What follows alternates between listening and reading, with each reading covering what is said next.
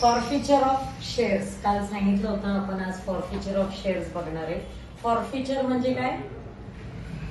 Forfeiture म्हणजे cancellation of shares, cancel होने. क्या कैंसल कर रहे शेअर्स? क्यों?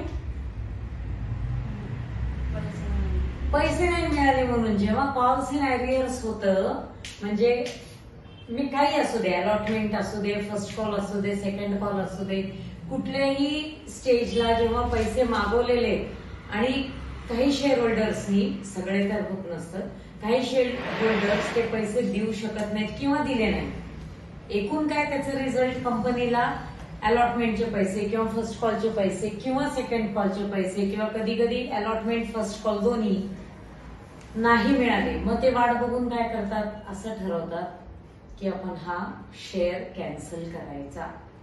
म्हणजे ते असं डायरेक्ट नाही होत. ते कसं होणार, समजा अलॉटमेंट, फॉर एक्झाम्पल अलॉटमेंटचे पैसे नाही आले तर त्यांना इंटिमेशन लेटर्स म्हणजे आजकाल तर फिजिकल लेटर्सची आवश्यकता नाहीये, ऑनलाईनच सगळं होतं, मेल वगैरे जातात की बाबा तुम्ही हे पैसे भरा भरा भरा.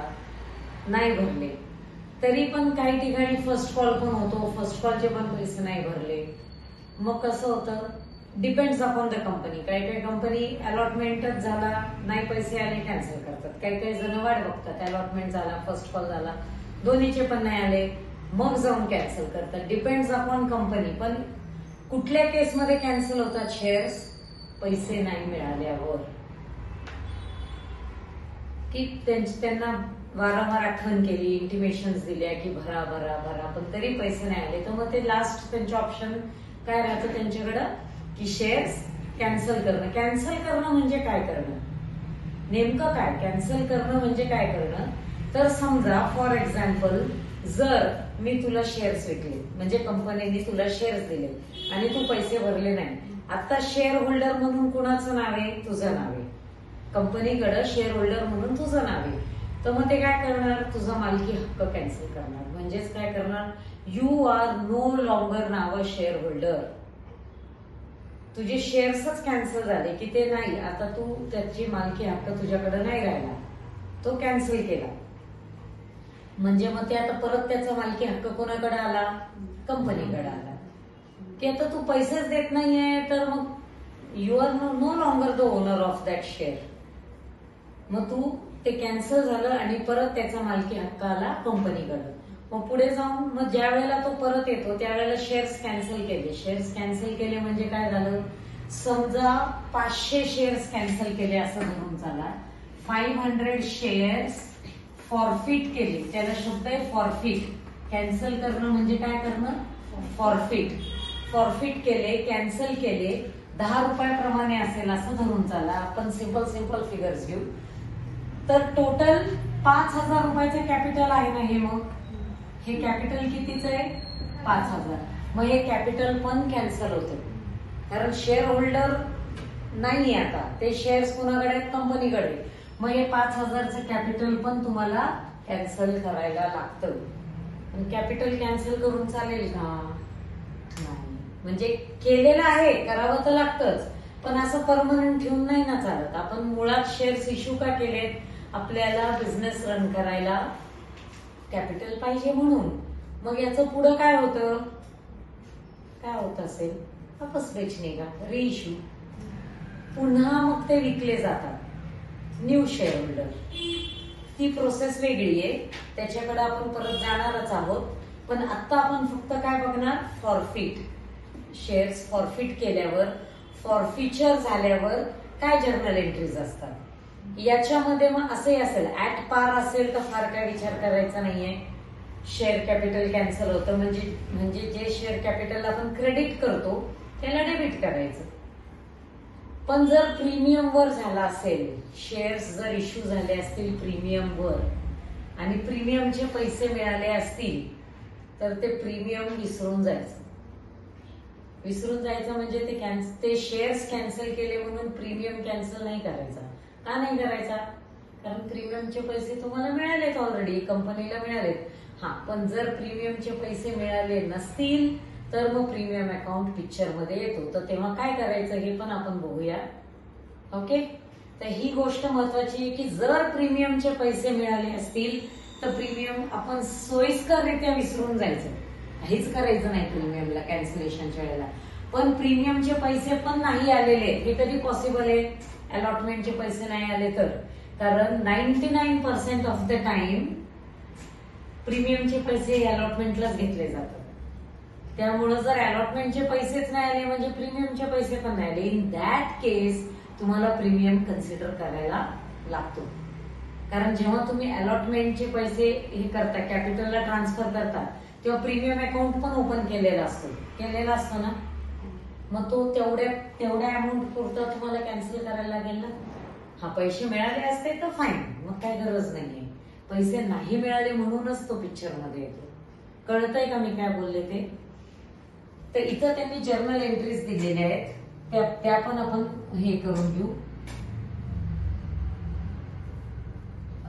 जर्नल एंट्री काय येईल फॉरफिचरच्या वेळेला? Share capital account debit. Share capital account debit. जो आपण कॅपिटल हा नेहमी क्रेडिट असतो, तुम्हाला माहिती आहे.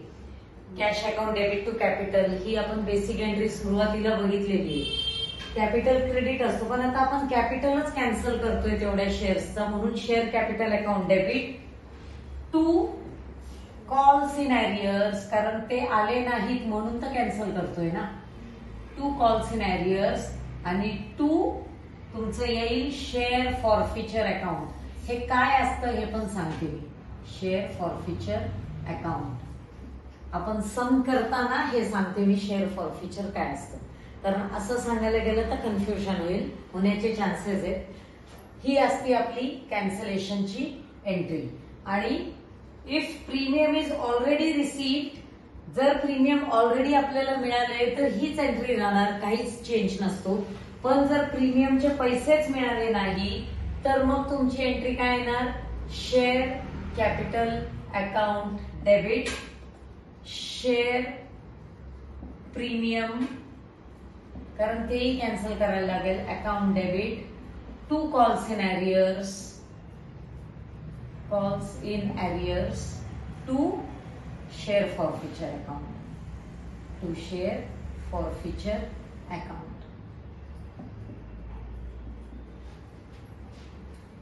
प्रीमियमचे पैसे नाही मिळाले तर ही एंट्री येणार, पण प्रीमियमचे पैसे ऑलरेडी जर मिळालेले तर मग प्रीमियम आपण विसरूनच जायचा, ही एंट्री येणार जी नॉर्मल एंट्री येते. ओके. मग आता आपण तो एक सम आहे 2 जर्नल एंट्रीचाच आहे नेक्स्ट पेजवर. Suman limited issued equity shares of ₹10 each at the premium of ₹3 per share payable as follows. तो सम आपण बघूया. पेज नंबर 328, सम नंबर 10. किती इक्विटी शेअर्स इश्यू केले? Issued equity shares of ₹10 each at the premium of ₹3 per share payable as follows. आता त्यांनी किती shares issue केले total ते दिलेलंच नाहीये. ते दिलेलं नाहीये त्यामुळे आपल्याला ऍप्लिकेशन अलॉटमेंट काही करायची गरज नाहीये, कारण नंबर ऑफ शेअर्स किती इश्यू केलेत माहितीये का आपल्याला? नाही. त्यामुळे आपण काय करतो नेहमी? शेअर ऍप्लिकेशन अकाउंटचे 2 एंट्रीज, अलॉटमेंटचे 2 एंट्रीज या सिरीजने जातो आणि मग एंडला आपण कॉल्स इन एरियर्सला येतो, बरोबर. पण इथं आपल्याला असं दिलंय का बाकीच्या सम्स प्रमाणे की issue 10,000 equity shares of ₹10 each, मग एवढे सबस्क्राईब झाले, असं काहीच दिलेलं नाही. फक्त त्यांनी काय सांगितलंय? फेस व्हॅल्यू ₹10 आणि प्रीमियमची व्हॅल्यू ₹3 आणि त्यांना हवेत तसे पैसे ऍप्लिकेशनच्या वेळेला 3, अलॉटमेंटच्या वेळेला 5 including premium ₹2.50 first call, 2.50, ₹2.50 first call आणि ₹2.50 फायनल कॉल. मग डायरेक्ट काय दिलंय त्यांनी? 1 share holder mister Ashok fail to pay allotment money. त्यांनी डायरेक्ट सुरुवात कुठने केली आहे समची की त्यांनी अलॉटमेंट मनी भरले नाही. कुणी? मिस्टर अशोक ह्या व्यक्तीने अलॉटमेंटचे पैसे, allotment money and first call money on 200 shares. किती शेअर्सवर? म्हणजे Ashok had 200 shares of ₹10 each, म्हणजे टोटल झाले त्याचे किती? 2000 त्याच्या हिशोबाने. त्यांनी काय काय केलं, त्यांनी ऍप्लिकेशनचे भरले का, ऍप्लिकेशनचे पे केलेत का त्यांनी, ऑब्विसली केले. 200 into 3 हे पे आहेत का, yes, this is paid. Allotment भरले का, allotment 200, bifurcate 3 rupees premium, premium 3 and capital 2. So 3 2s are 6. This is premium money. परत लिहिते मी, this is premium and 2 2s are 4. This is capital. Is this paid? काय सांगितलंय त्यांनी, Ashok failed to pay allotment money. Failed to pay म्हणजे त्यांनी भरलेच नाही. भरले का त्यांनी, नाही भरले. So allotment is not paid. This is unpaid. और आगे, and also first call money. First call भी नहीं भरा. First call at the rate of 200 share ही है, एट द रेट ऑफ ₹2.5, यानी कितना हो गया,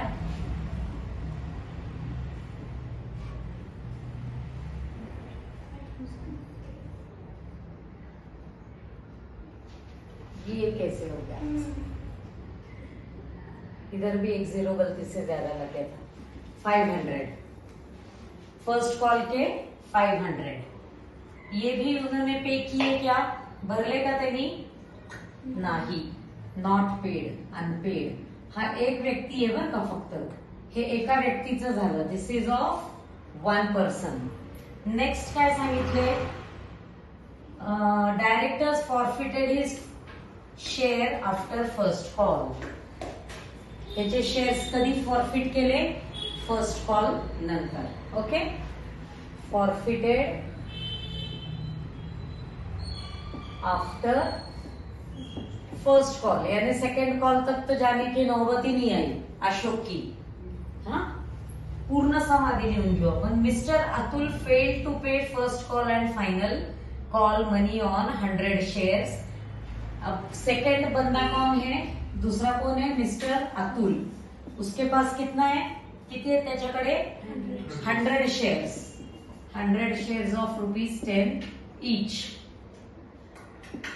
100 त्यांनी ऍप्लिकेशनचे भरले का, application 100 into 3 is equal to 300.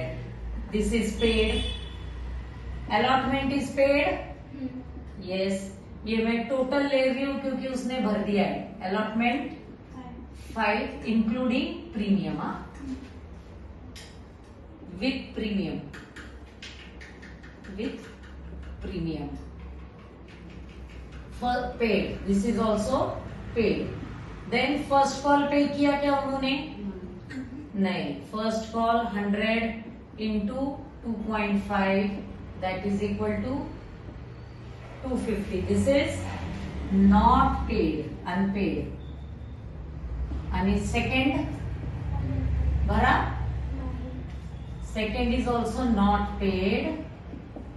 100 into rate is 2.5 च ना, 2.50, that goes to 250. बरोबर.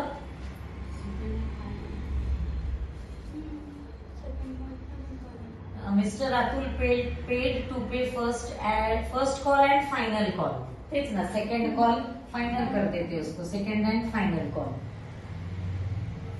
एंड ही shares are forfeited after final call.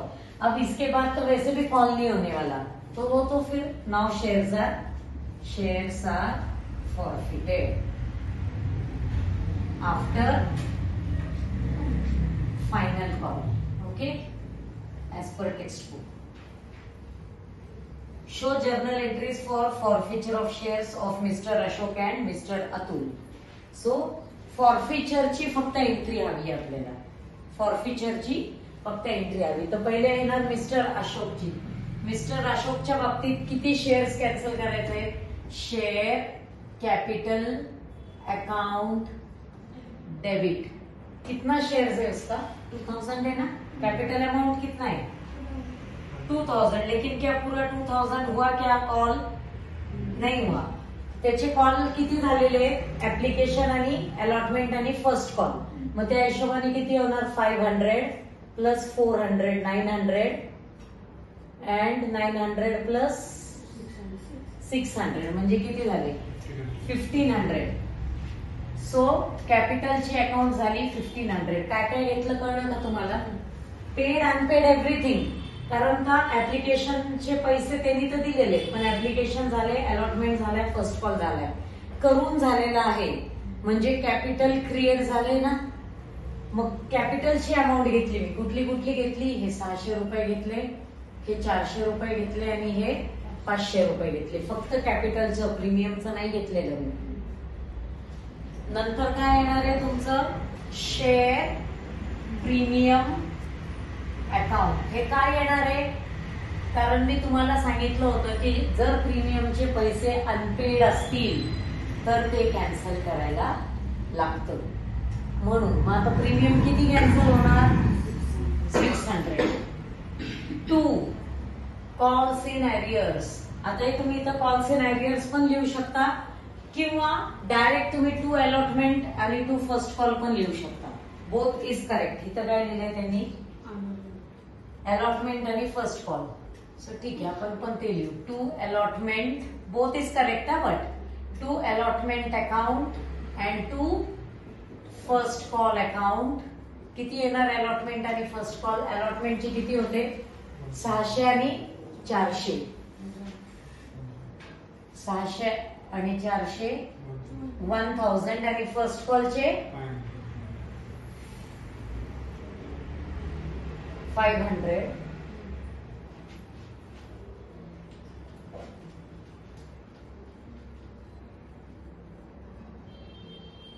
पंधराशे. हा बरोबर बरोबर. 2 डिफरन्स कितीच आहे 1000 500 1500 1500 डिफरन्स कितीच आहे 600. ऍक्च्युली हे सांगते तुम्हाला 2 शेअर फॉरफिचर अकाउंट हा होणार 600 चा. पण हे मी आता कॅल्क्युलेशन करून तुम्हाला दाखवलं बॅलन्सिंग फिगर. ही ट्रिक झाली. It is a trick. पण ऍक्च्युली ही अमाऊंट कुठली असते माहिती का शेअर फॉरफिचरला येणारी रिसीव्ड अमाऊंट. ऍक्च्युली जी कंपनीला रिसीव्ड आहे ना कॅश स्वरूपात ती काय रिसीव्ड होतं ह्या केसमध्ये फक्त ऍप्लिकेशनचे 600. कळतंय का मी काय बोललो. परत सांगते अख्खं जितके पण कॉल झालेत. आता इथं किती कॉल झालेले आहेत एक ऍप्लिकेशनचा झालाय एक अलॉटमेंटचा झालाय आणि एक फर्स्ट कॉलचा झालाय. तर मग तिन्हीचे कॅपिटलची अमाऊंट घ्यायची.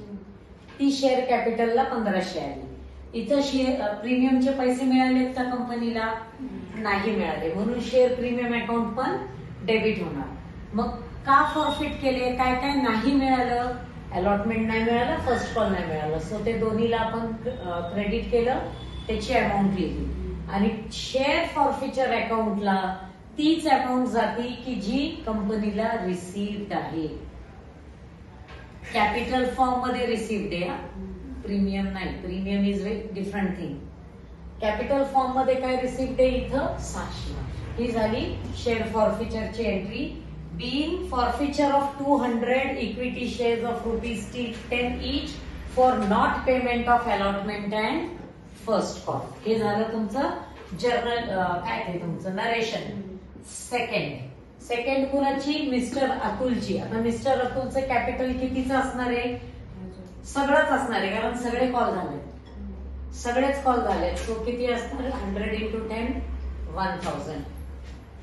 Equity share capital account debit कितीचा येईल मी आत्ताच कॅल्क्युलेट केलं कितीचा येईल 1000. शेअर प्रीमियम अकाउंट येईल का इथं नाही येणार. कारण का कारण शेअर प्रीमियम इज पेड. त्यामुळे ह्या एंट्रीमध्ये वरच्या एंट्री सारखं शेअर प्रीमियम अकाउंट येणार नाही. मग 2 काय येणार 2 application is paid allotment is paid. So ते दोन तर येणार नाही. काय येणार फर्स्ट कॉल आणि second and final call. First call account to second and final call account to share forfeiture account. आता फर्स्ट कॉलला काय काय जाणार? 250 आणि 250, 250, 250 मिळालेत किती कॅपिटलचे? 300 आणि 200. हे 500 नाही, 500 ला जर डिवाइड केलं तर किती होणार आहे? 3 आणि 2 आहे ना. प्रीमियमचे 300 आणि कॅपिटलचे 200. किती येणार मग? रिसिव्ड किती आहे? हे 300 आणि हे 200, 500 रुपये. कळला फरक? Being 100 shares of ₹10 each forfeited for not payment of first and second call. कळलं का? काय डाऊट?